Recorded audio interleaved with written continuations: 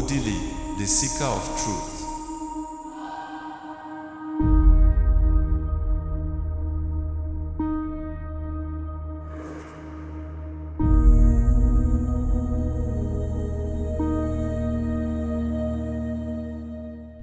The gospel spread like wildfire after the Holy Spirit descended upon the apostles in the forms of tongues of fire in the upper room in Jerusalem.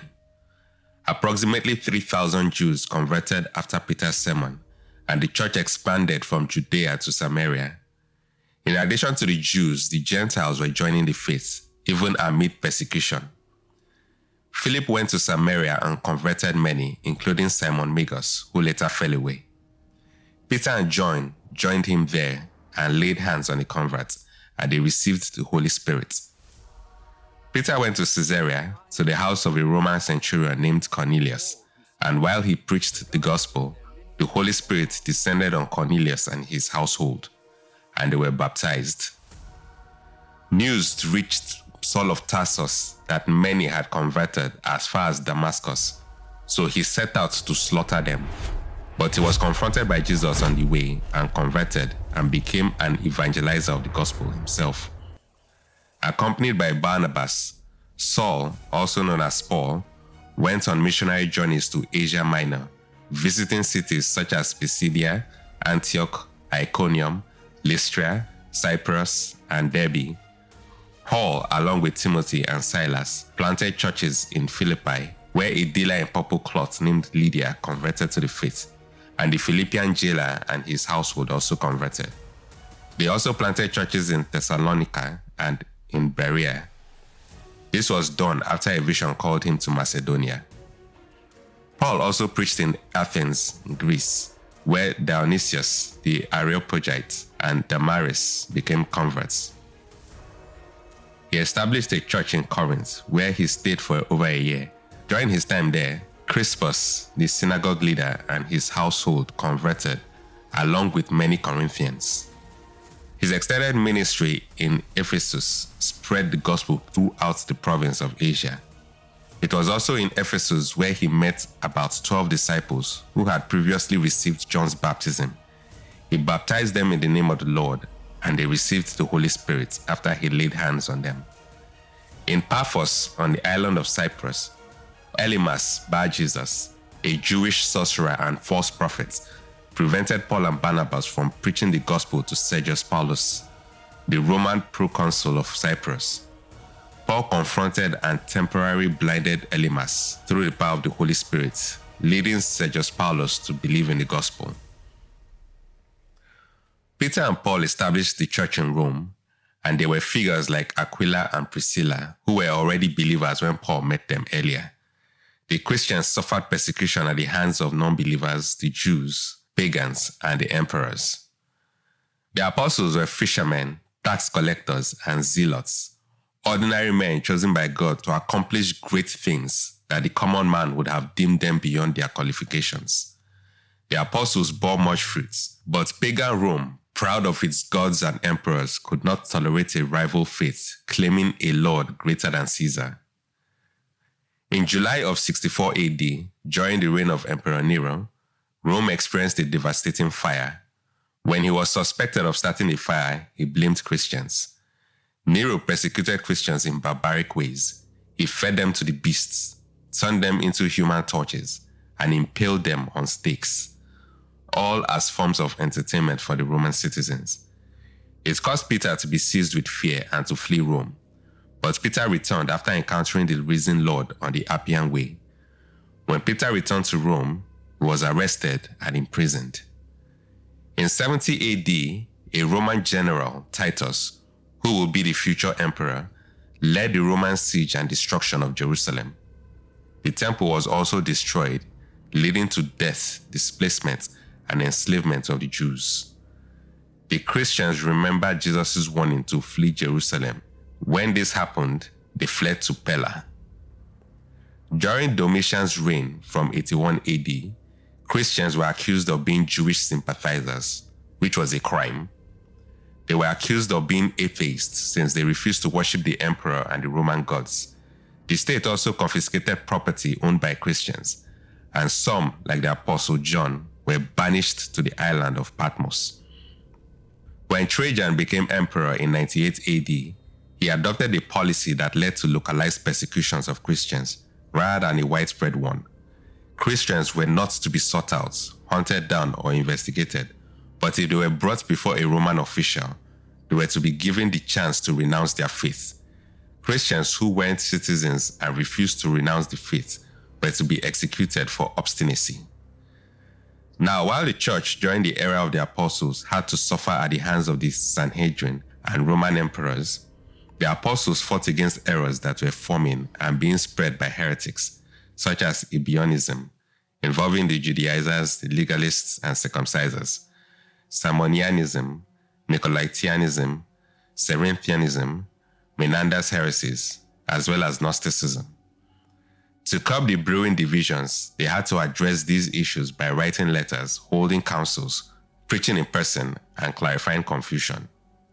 The apostles understood what they could suffer for spreading the faith, but they soldiered on regardless with courage and their love for Christ.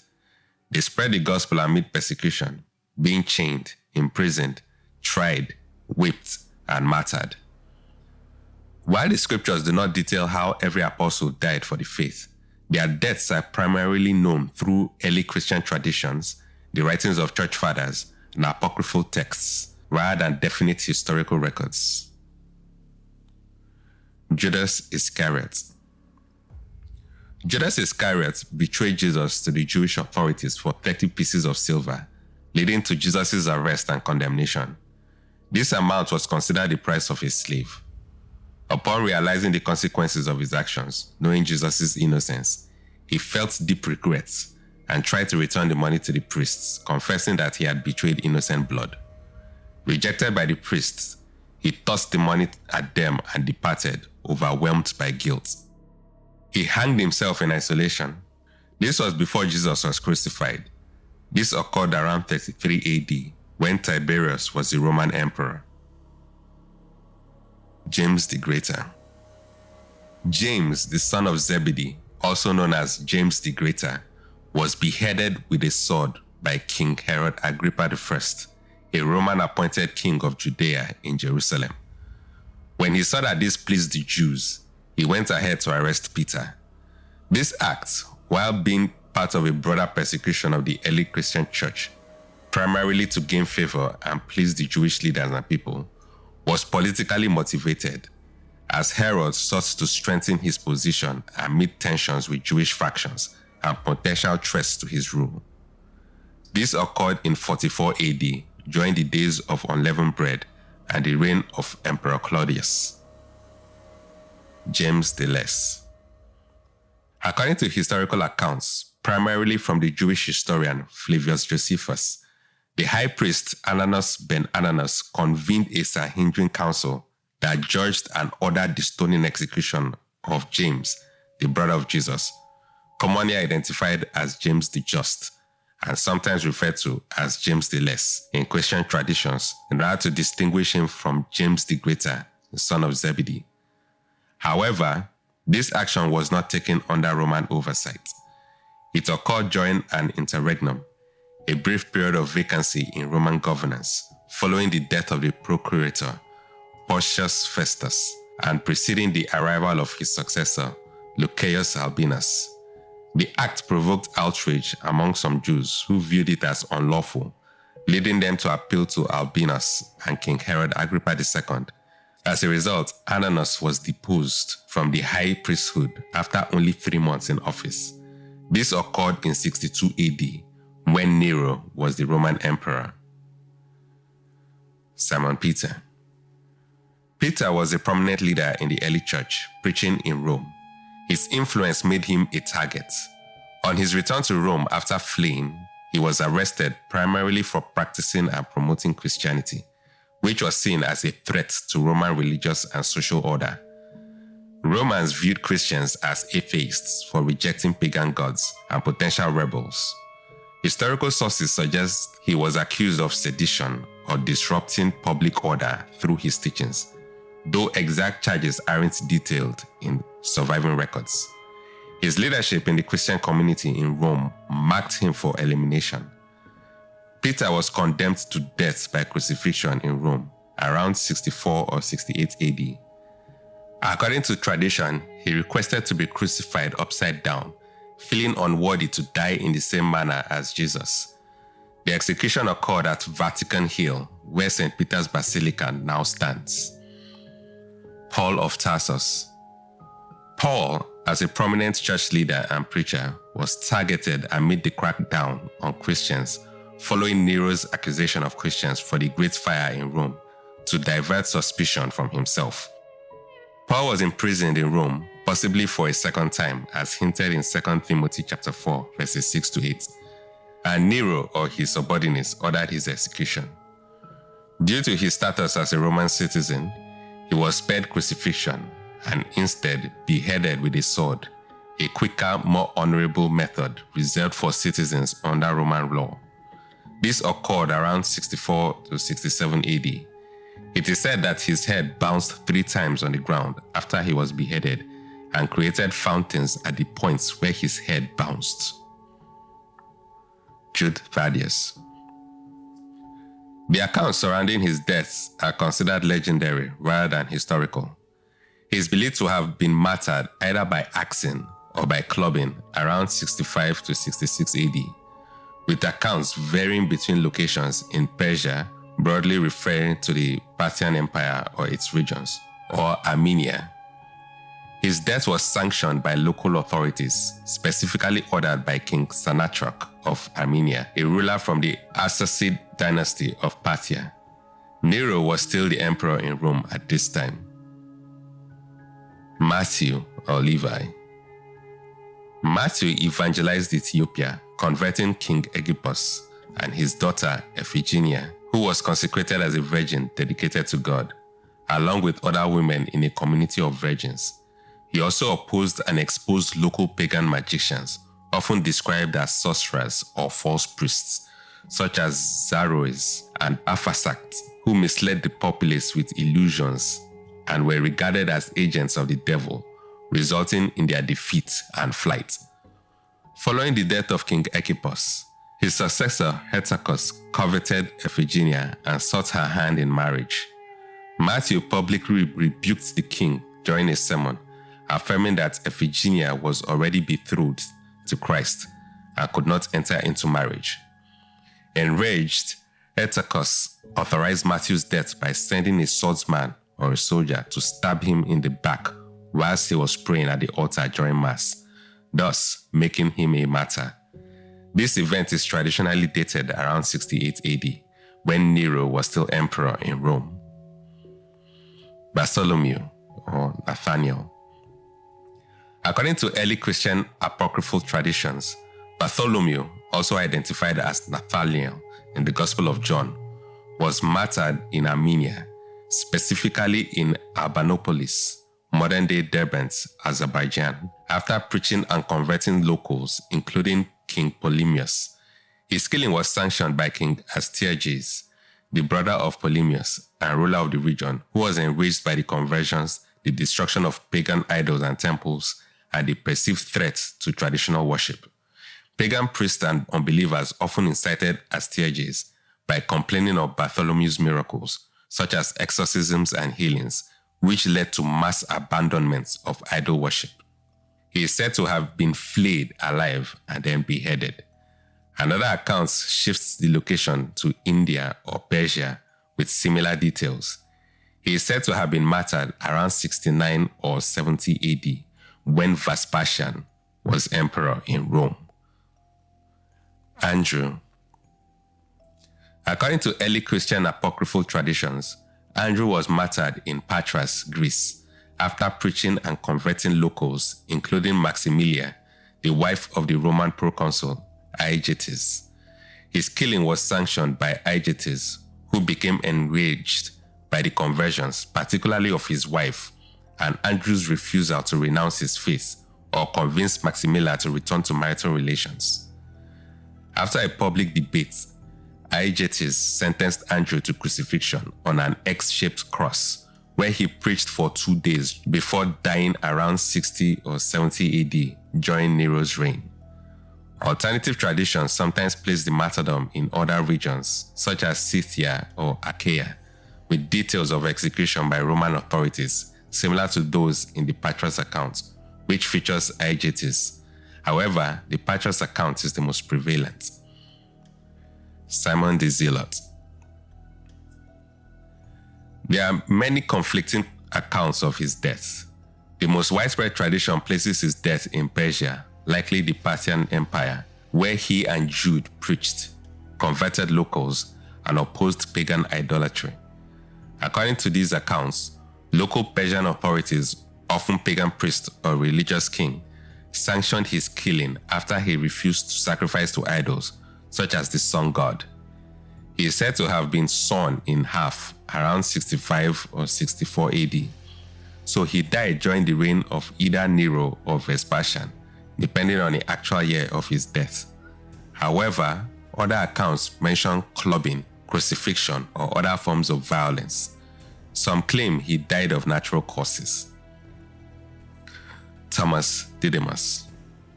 According to early Christian apocryphal traditions, King Misdeus, a local ruler in India, became enraged when Thomas converted members of the royal family, including Queen Tethia, Prince Jusanes, Princess Mygdonia, the king's sister-in-law, and her friend Makia, viewing it as a threat to pagan traditions and his authority.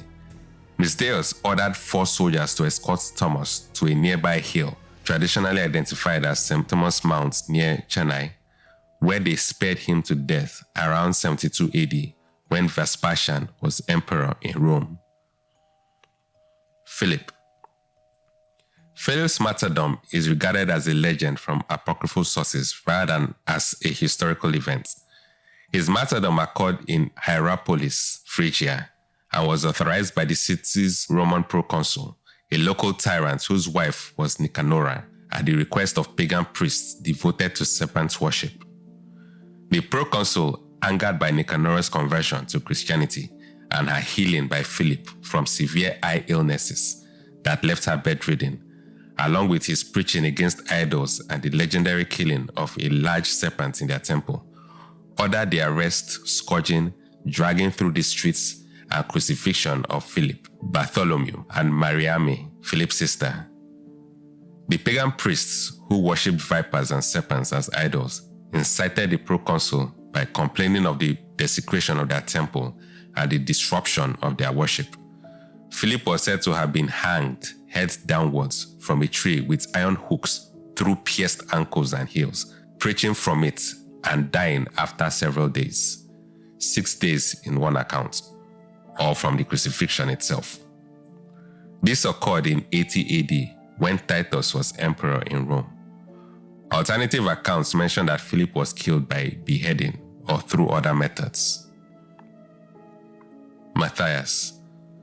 According to early Christian and apocryphal traditions, Matthias, who replaced Judas Iscariot, is most commonly said to have been martyred in Jerusalem around 63 AD. His death was sanctioned by the Jewish high priest Ananias and the Sanhedrin, who judged him for blasphemy. He was stoned to death and then beheaded to mimic Roman execution practices and conceal the act. Alternative traditions place his death around 80 AD in Colchis, modern-day Georgia, where local pagans crucified him, or suggest he died naturally of old age in Jerusalem. Other accounts mention trials in Ethiopia among cannibals, but do not describe his death there. Depending on the most accurate account, he either died when Nero was still emperor or when Titus was emperor. John, the son of Zebedee. He is also known as John the Evangelist. According to early Christian traditions and historical accounts from church fathers, there was a sanctioned attempt to kill John around 92 or 96 AD during the reign of Roman Emperor Domitian, who persecuted Christians. This occurred in Rome at the Latin Gate, where John was arrested for preaching, tried before Domitian, and ordered to be plunged into a cauldron of boiling oil as a form of execution. Legend states he emerged unharmed, miraculously protected, astonishing the crowd and even allowing him to continue preaching from the vat. Enraged, Domitian then exiled him to the island of Patmos for hard labor in the mines, where John wrote the book of Revelation. Some accounts also mention an earlier attempt where he was forced to drink poison but survived unharmed. After Domitian's assassination in 96 AD, his successor, Emperor Nerva, released John, who returned to Ephesus in modern-day Turkey and resumed leading the church there. Unlike the other apostles, John is the only one traditionally believed to have died naturally of old age around 98 or 100 AD in Ephesus without a successful martyrdom. The Roman emperors considered them rebels. The Sanhedrin called them blasphemers. The pagan kings and priests saw them as a threat to their religion, and they all killed them, thinking they could quench the fire of the Holy Spirit that sparked the movement. But their resistance was only a symptom of their imminent defeat. The more they killed Christians, the stronger the church grew. As the apostles fought the good fight and are now in heaven with the church triumphant, the church militant on earth grows with every drop of blood shed by the martyrs. The blood of the martyrs is the seed of Christians. Tertullian, 197 AD. Since the gospel must be preached to the ends of the earth, so all of mankind could be saved, the apostles passed down their authority, conferred on them by Christ, to their successors by apostolic succession, so the gospel will continue to be passed down as more disciples will be made to carry on the work of spreading the gospel everywhere. The church militants soldiered on, nudging its members to continue fighting the good fight with courage. As for you, always be steady, endure suffering, do the work of an evangelist, fulfill your ministry. For I am already on the point of being sacrificed. The time of my departure has come. I have fought the good fight. I have finished the race. I have kept the faith. Henceforth, there is laid up for me the crown of righteousness, which the Lord, the righteous judge, will award to me on that day, and not only to me, but also to all who have loved his appearing.